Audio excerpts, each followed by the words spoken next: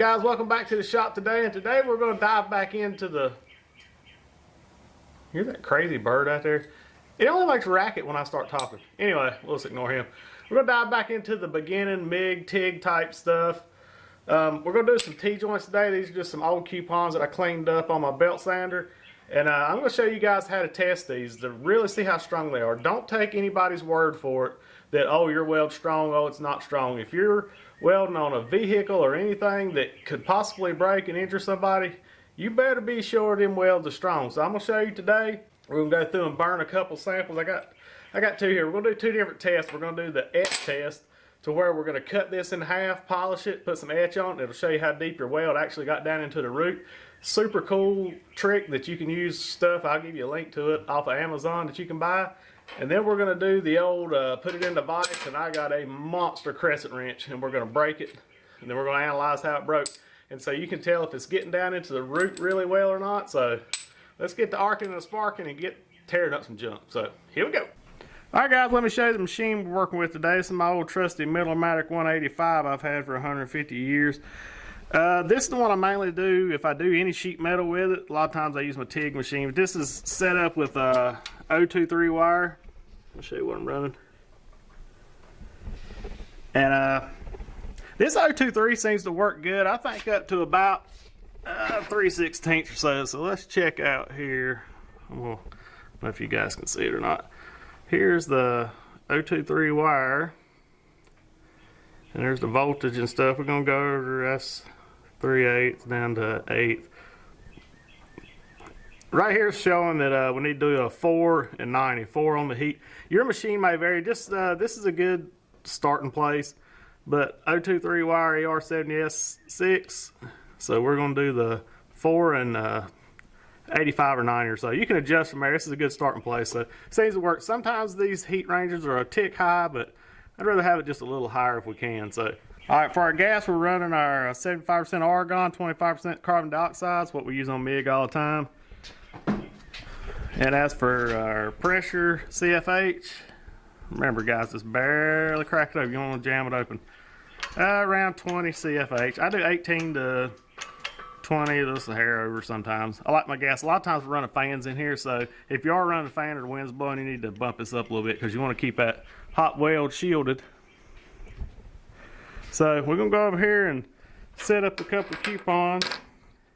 I faced these off on that rad Ameribraid 2x72 that we bought a while back. I'll link a video at the end. You can go watch it later. Alright guys, we're going to get these set up and tacked. I'm going to go over here and we'll go ahead and we'll pop her on the 4. We'll go about 85. And we'll try right close to 90. Okay, we'll play by the rules. We'll go 90. Try that, see how it works.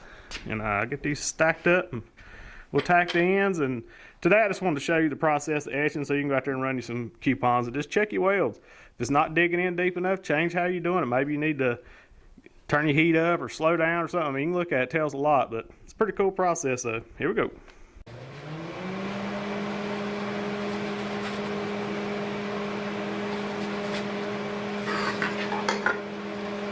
Also, I'll link some of these MIG pliers in the description below. Also, these are great to have because it's got the tip cleaners. You can clip your wire. Always clip your wire off and get you a good clean start. So.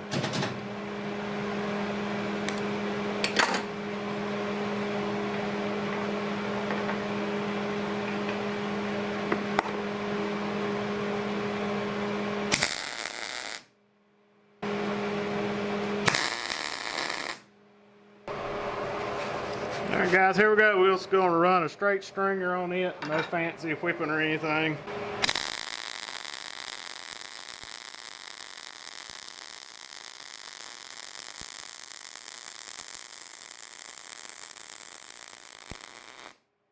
Alright guys, you can see right there, I just run a plain old stringer weld down through there. You just drag it straight. I hope that footage turns out pretty good. I may do a whipping pause on the other one, and we'll cut these and do two separate etches, 2 separate breaks. We'll see how it goes. So next one I'm going to do, it's going to be the what everybody calls stacking dimes, MIG like TIG, whatever you want to call it. That's going to be the next one I do. So let's get at it.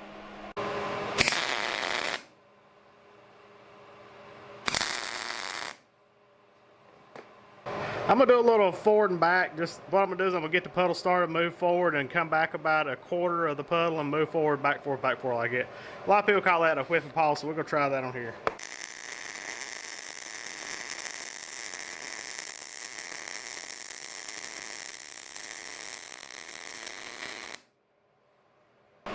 Alright guys, well there's the whip and polish. You can see it's built up a little bit more. But here they are side to side. I have had a lot of people say, oh, this weld's not strong, so we're going to find out. Alright, here they are guys. We're going to get ready to cut them on the bandsaw. This is the whip and polish. You can see it's just got a little more defined bead here, and this is just a straight stringer. Both the same settings, both same thickness material, travel speed, everything. This may have been a little bit slower because it went back and forth, but it's pretty close to the same. So what I'm going to do is I'm going to split these in half on the bandsaw, and we're going to etch 1/2 each one, and then we're going to break 1/2 each one, just see what it does.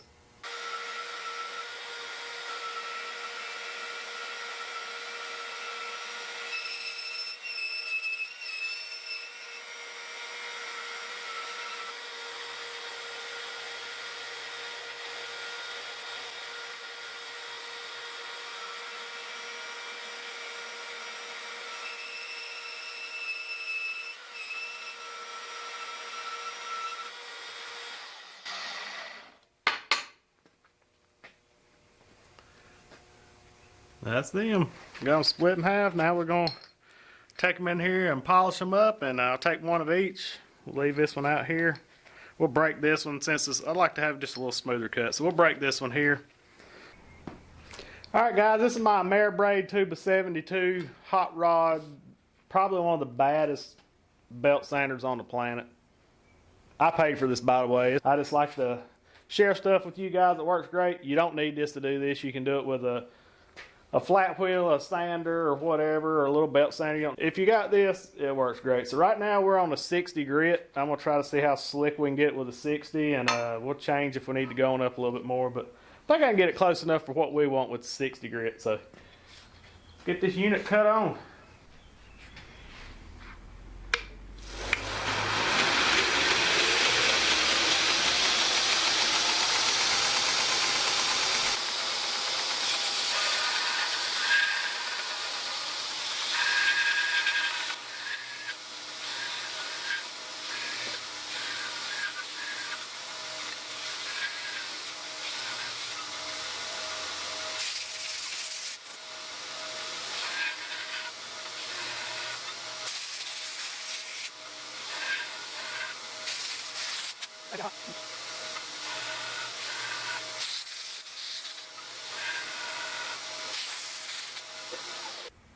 We might try this pretty good. It left just a little bit that's uneven here, but what we want to look at is up here at the root. You can see here where it goes together, and we'll see how that does. All right, here's the whip and pawls one. We're going to get it real quick.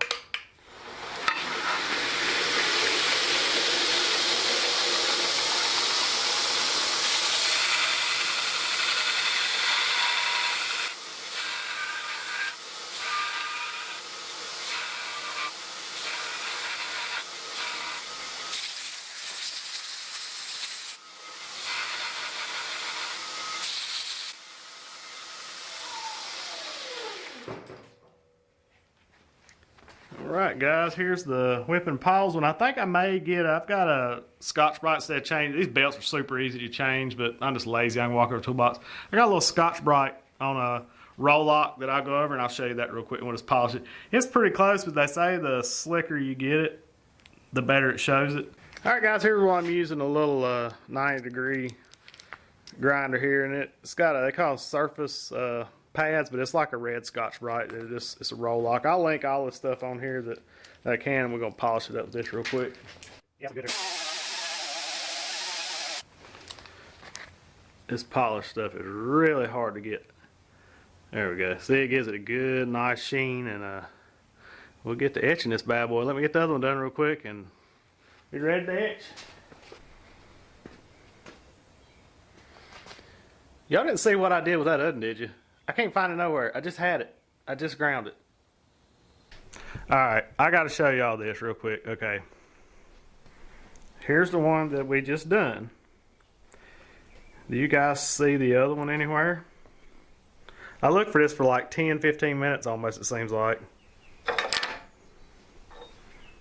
Here it is. Anyway, I'm getting old and senile, I reckon. Alright, let's get to polishing this unit before I lose it.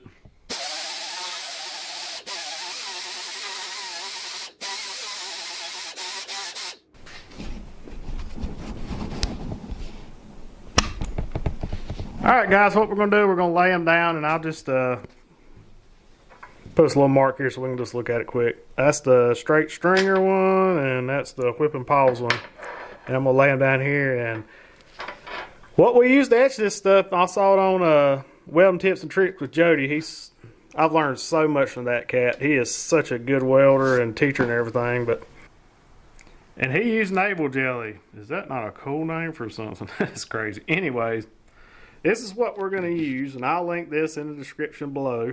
I got an Amazon affiliate account. I make just wee little bits of money on qualified stuff, like super low percentage, not much. It mainly just puts it in a place for you guys to pick it up real easy in one spot, and it don't cost any extra to you guys. So if you want to help the channel out, go hit that affiliate link. It don't cost you anything extra off Amazon. It just helps us out. But this is what we're going to do. We're going to make sure you wear gloves. I don't know how bad this stuff is. It can't be good for your skin. So I'm going to put some rubber gloves on. We're just going to get a Scotch shop towel and just keep dabbing it on. I noticed that Jody said when he etched his, he had to do it a couple times. It's like 15 minutes or so, and we'll wipe these things off and see if we can see the etching. We'll see how she works.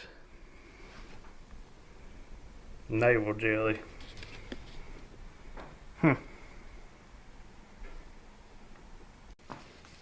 Alright, I got my regular old rubber gloves, my Scotch shop paper towel thing. We're going to get putting this on here.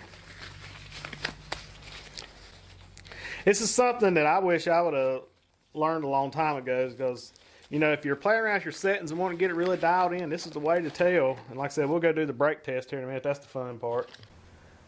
Check out that stuff. It's pink. It's like that old slime we used to play with back in the 80s. How many of y'all from the 80s? Drop it down in the comments. We used to get that slime out of them quarter machines and stuff. This stuff, ugh. That stuff is nasty, like. Kind of cool though. Yeah, you just dab her on here. Just get a good build up right there where that weld is. We'll put equal amounts of the goop on there. Man, this stuff stinks. Probably if you ain't in a well, I'm in a well ventilated area here, you might need to be wearing a respirator, but it'd be kind of hard for you guys to hear me talk if I was wearing a respirator. There we go. Got a big old glob. That mug on there. Whoop. I want to get a good reading on this thing. I think it's got phosphoric acid or something in it. Yeah, phosphoric acid, however you say it. So yeah, don't get it on your skin.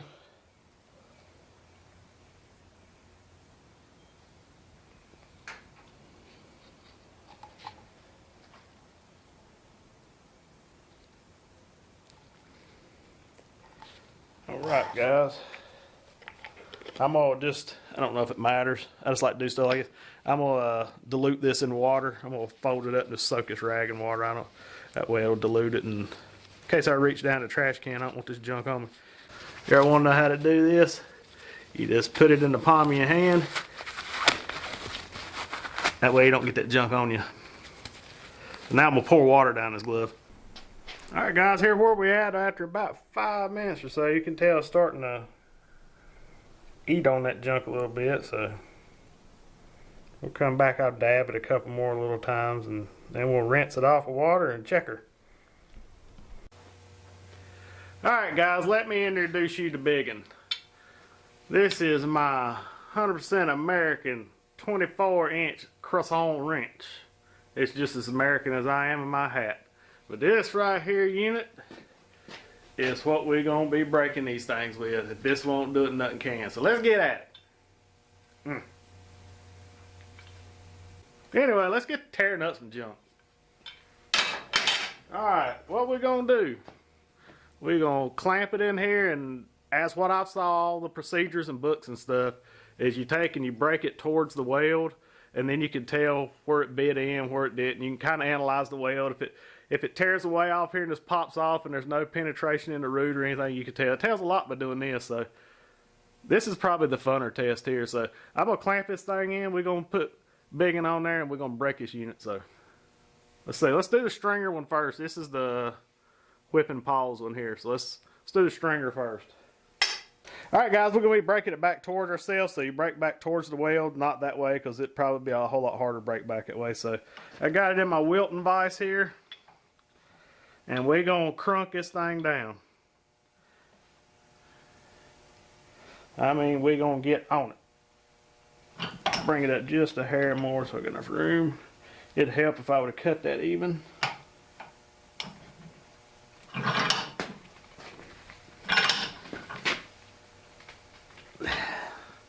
That there's crunk. Alright, I'm going to get y'all a little closer so you can watch this one break. I'll get you a better shot from back on the next one, but we're going to put biggin on here. And hope this don't come out in the vise and crack me in the melon. Alright, let me get it up so you can see. Of course, it shouldn't be no problem for biggin. No, biggin didn't have no trouble with that.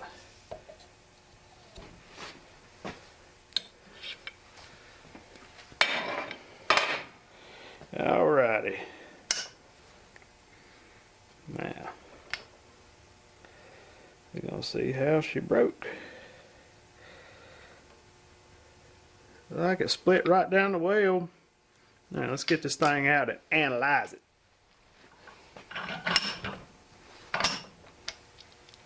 Alright guys, we're going to analyze this one real quick. When I was welding, I done a real fast takeoff on it just where it would do this, and if you look closely, it just laid on top of the weld here. It didn't even penetrate down in the root at all at the beginning of it.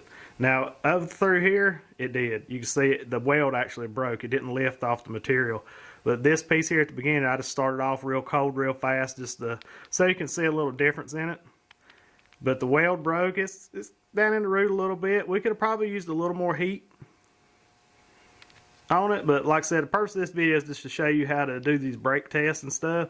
You can see right there it got down in the root just a little bit, enough. I think it would have been strong. This one over here though, when it's nice and cold like that unit just laid right on top. Alright, let's get this unit crunked down in here and get it broke.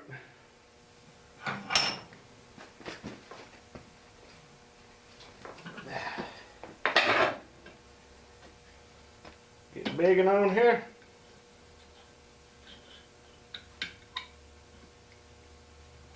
This is no problem for biggin. Just like going from first to second. Whoop.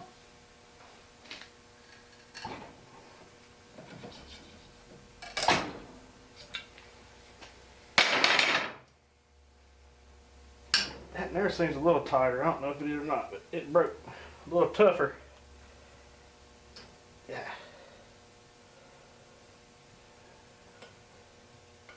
The whipping paw's a lot tougher than everybody's saying it is.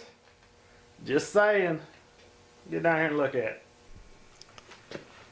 Alright guys, it looks pretty good. The weld broke plumb in half. That's a good sign right there because you don't see any of the bottom lifting off of the bottom plate. It seems to be in the root pretty good. If you flip over on the top one, you can see it's kind of jaggedy, so it's getting a little bit into the root.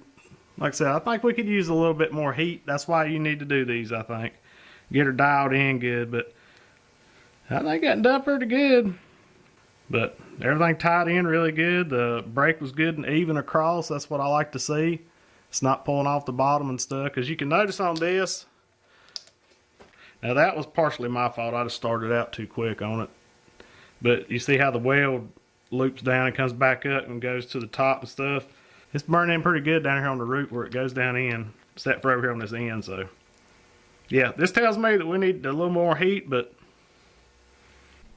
alright guys, here's after about 15 minutes we went in there and just finished our brake test, and I just let this sit here. That old pink snot looking junk there, we're going to take and wipe it off, and we're going to check her out. I'm going to put my gloves back on, wipe it off with paper towel, and clean it with water real good, and we're gonna see it. It makes a cool little darker spot like where the welds are and stuff. So never thought we'd get scientific down here in a hot rod shop, but hey, gotta learn how to do stuff right. First, we're just gonna wipe it off and get the bulk off. Boy, that is so cool. Check that. That little weld nugget in there. Check that out. You can see it. That's crazy. We'll clean them both up real good and check them out. That stuff worked awesome.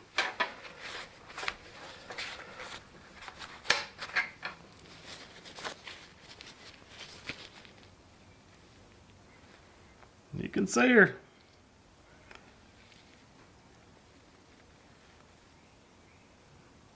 Like that whipping paw's got some decent penetration there. I mean, it's down in there a little bit. It ain't, like I said, on the other ones, I think we need a little more heat, but there's no porosity or no little pinholes in there.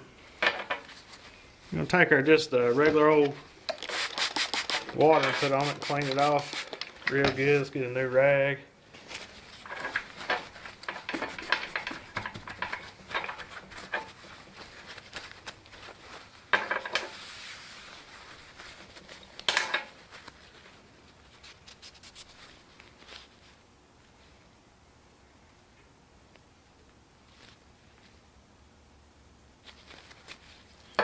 Right, let me see if I can get her zoomed in good here for you guys. See if we can look at these and see what did what.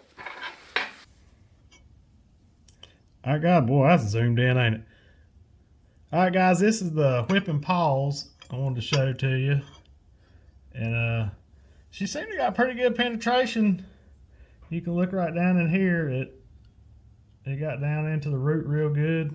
Because you can see it right here, the metal actually comes down through here. Yeah, you can see this little bow actually got down in the root real good.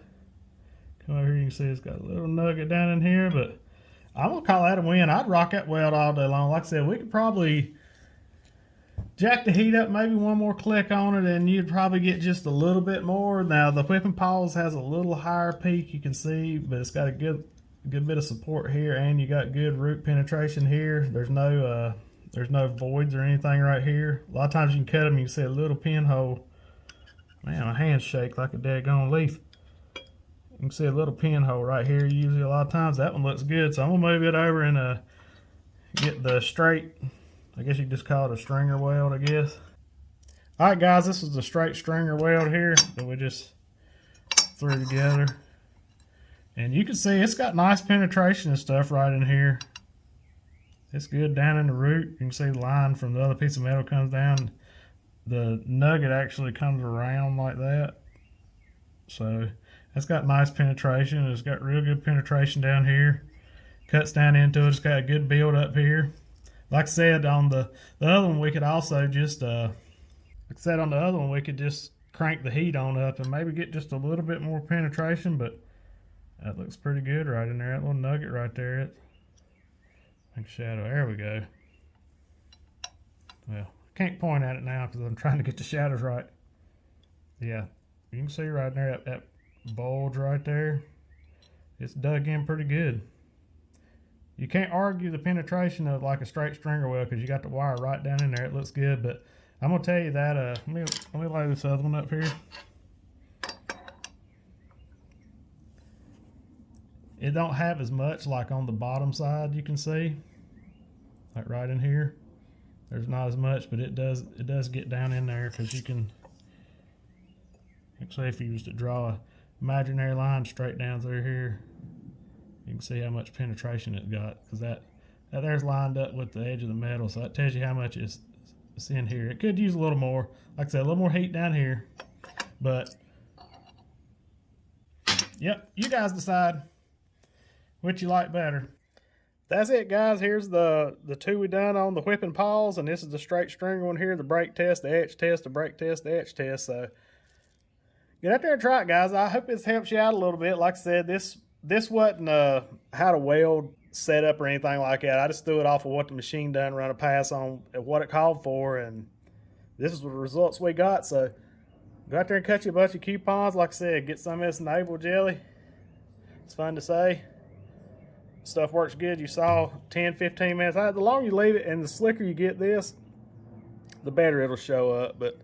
And I hope the biggest thing you guys take away from this is, like I said, don't take opinions of a bunch of people. There's nothing wrong with listening to people and getting points and tips and tricks, but on this right here, this is up to you. That when you weld something, it's yours. It's like your signature. So, and don't judge a weld from the outside. Like a lot of these, I will say, a lot of these stack and dime ones, some of them are not, you know, done right, wrong heat temperature. You get the heat set right, it is a good strong weld. I've been using it for 20 years and hadn't had anything break.